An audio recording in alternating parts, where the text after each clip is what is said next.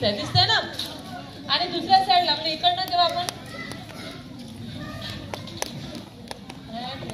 एक पोपट आहे, पण जेव्हा का नाही आता आपण असं जर का मॉडेलला बघितलं तर त्या मॉडेलमध्ये काय दिसते, एका साईडला पोपट आणि दुसऱ्या साईडला पिंजरा.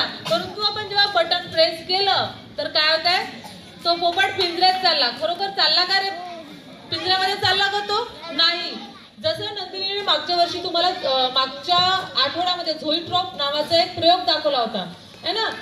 त्याच्यामध्ये काय होतं, घोडा धावताना दिसतंय आणि त्या प्रयोगाची संकल्पना कशावर डिपेंड होती, जर आपण एका सेकंदात जर का 20 फोटो किंवा जास्त जर का फ्रेम्स जर का पाहत असू एका सेकंदामध्ये, तेव्हा आपली जी दृष्टी असते, आपली नजर ते कन्फ्यूज होऊन जाते.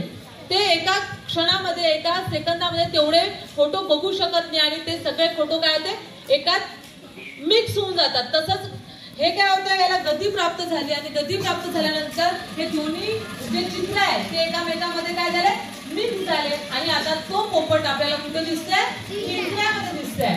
समजलं ना.